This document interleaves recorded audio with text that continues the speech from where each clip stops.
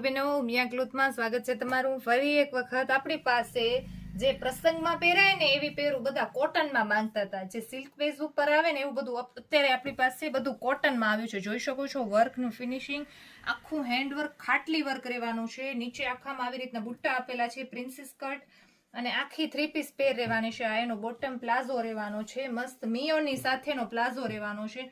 આ એમ સાઇઝનો ફર્મો છે. ફર્મો ચેક કરી લો આખો.